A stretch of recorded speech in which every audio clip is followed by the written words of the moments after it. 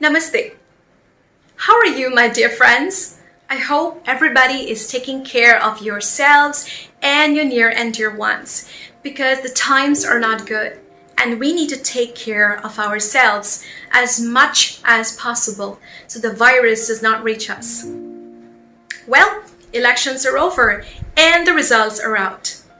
But what pains me is that during the campaign phase of the elections, the mass rallies held by the political leaders across 5 states were attended by millions of people without realizing that it would only aggravate the situation, escalate the pandemic, because it wasn't over yet at that time. On the contrary, we were going through a lean phase.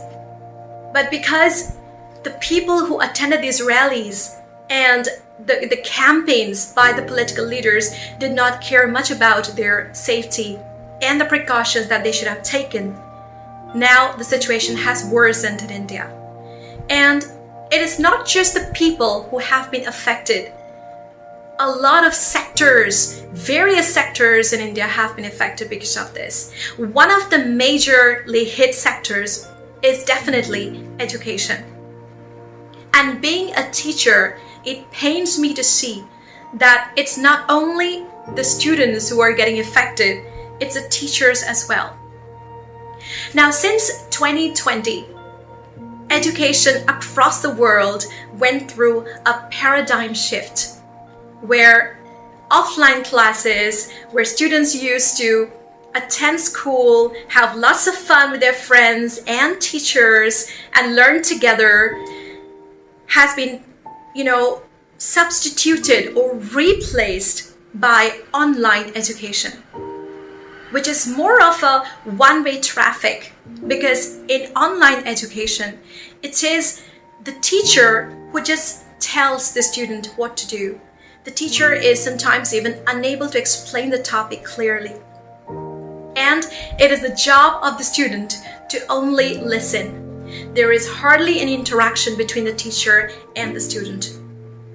While online education might be a good idea in Western countries, developed countries, for India, it still remains an alien concept. Because we must not forget that 70% of the population in India still remain in rural areas. They live in rural areas, and most of these people do not have access to electricity. Forget about internet connectivity and smartphones, so forget about online education. The result is here for us to see.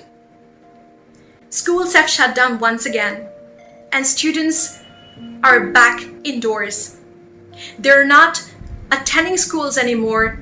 They're not accessing online education, because in these remote areas there are schools which provide midday meals. Forget about online education. They do not have the basic necessities. For example, access to drinking water, electricity, as I've already told you. So what would happen of these students, and what would happen of the teachers who are sitting idle at this moment? Coming to the towns and cities, we teachers have our own unique problems. For example, for the past 1.5 years, I have faced numerous problems while teaching my students online. I have been reduced to a mere teacher. I'm no longer a motivator. I'm no longer the person they can look at and learn. The smiling face is gone. The happy smiles are gone. I can't see them.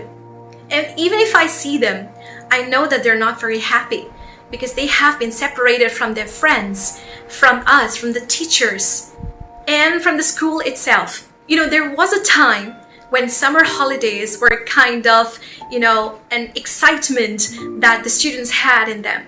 And they would wait for the summer holidays to come. And once the holidays were over, they would go back to school with a lot of happy and smiley faces, meeting their teachers and their friends, and having so much fun learning together. Now all of this is gone. And not just this, while I'm teaching my students online, I don't know whether they're able to understand what I'm trying to tell them. A lot of times it has happened that they have told me, yes ma'am, I have understood. But deep down I know that I couldn't probably explain the topic to them as well as I should have. And to top this, sometimes students complain of headaches and nausea and stuff like that.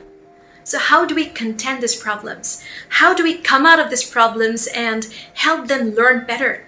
Because their future is the future of this nation. And we cannot possibly compromise with their future. At a time like this, when students have been separated from us, from their friends, and having to sit all alone by themselves, studying in isolation, I feel that the parents and the guardians have a great role to play, to be with them like their teachers and their friends and have a lot of fun learning together. Why not give them the much needed companionship that they have deserved for the past 1.5 years?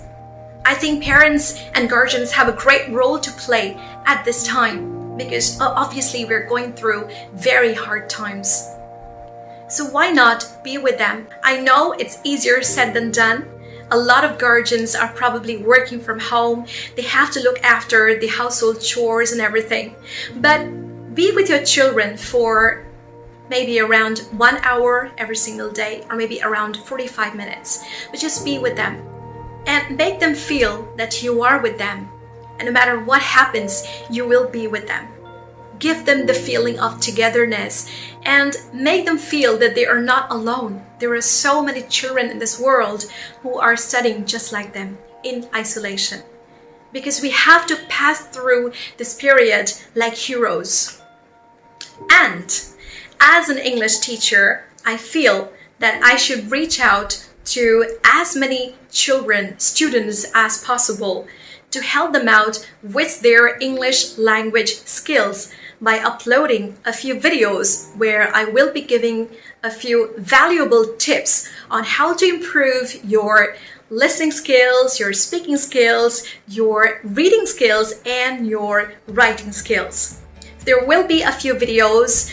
I repeat, they are only meant for students and learners of English. So there are a lot of people who are already very good. They don't really have to watch this video. You can just skip.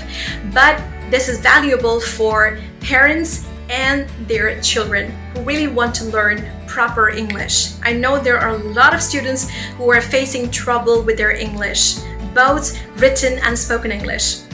So here I am with a few videos which I believe will help you in this pandemic. So keep learning, stay blessed, stay safe, and stay tuned. Namaste.